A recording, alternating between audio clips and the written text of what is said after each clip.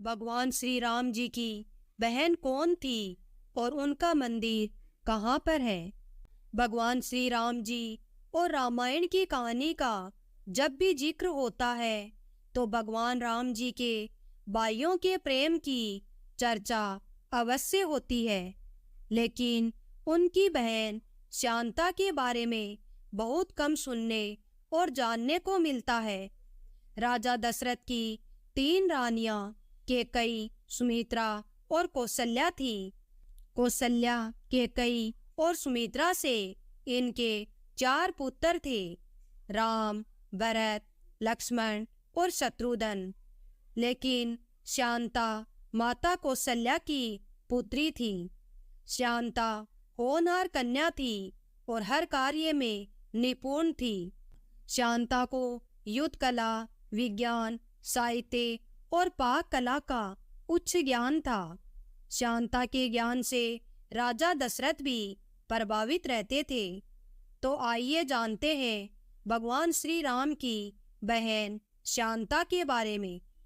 भगवान श्री राम जी की बहन कौन थी और उनका मंदिर कहाँ पर है?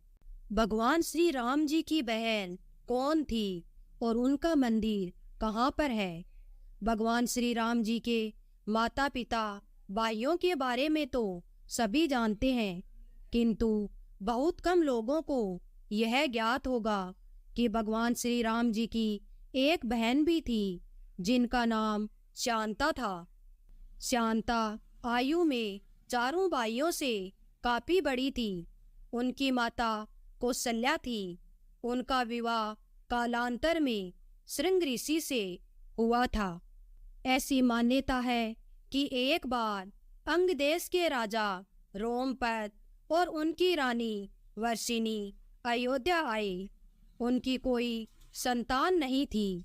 बातचीत करते करते राजा दशरथ को जब यह बात ज्ञात हुई कि वो निसंतान है तो उन्होंने कहा, हम अपनी बेटी शांता आपको संतान के रूप में प्रदान कर देते हैं। राजा रोमपद और वर्षिनी बहुत खुश हुए। उन्हें शांता के रूप में संतान मिल गई। उन्होंने बहुत ही स्नेह से उनका लालन पालन किया और माता पिता के सभी कर्तव्य निभाए। एक दिन राजा रोमपद अपनी पुत्री के साथ हंसी ठिठोली कर रहे थे। तभी द्वार पर एक ब्राह्मण आया और उसने राजा से प्रार्थना की कि वर्षा के दिनों में खेतों की जुताई में अपनी ओर से कुछ सहायता प्रदान करें। राजा रोमपद अपनी बेटी के साथ इतने अधिक मग्न थे कि उनको ब्राह्मण की यह बात सुनाई नहीं दी। राजा के द्वार पर आए एक ब्राह्मण की याचना न सुनने से ब्राह्मण को बहुत दुख हुआ और वो राजा रोमपद का राज्य छोड़कर चले गए। वे इंद्र के भक्त थे। अपने भक्त की ऐसी अनदेखी पर देवराज इंद्र राजा रोमपद पर क्रोधित हो गए और उन्होंने उनके राज्य में पर्याप्त वर्षा नहीं की। इससे खेतों में खड़ी फसल सूखने लगी। इस संकट की घड़ी में राजा रोमपद श्रृंग ऋषि के पास गए और उनसे उपाय पूछा। श्रृंग ऋषि ने बताया कि वह इंद्र देव को प्रसन्न करने के लिए यज्ञ करें। राजा रोमपद ने यज्ञ किया और खेत खलियान पानी से भर गए। इसके बाद श्रृंग ऋषि का विवाह शांता से हो गया और वे सुखपूर्वक जीवन व्यतीत करने लगे। पौराणिक कथाओं के अनुसार श्रृंग ऋषि विभंडक तथा अप्सरा उर्वशी के पुत्र थे। विभंडक ने इतना कठोर तप किया कि देवतागण भी भयभीत हो गए और उनके तप को भंग करने के लिए उर्वशी को भेजा। उर्वशी उन्हें मोहित करने में सफल रही, जिसके फलस्वरूप श्रृंग ऋषि की उत्पत्ति हुई।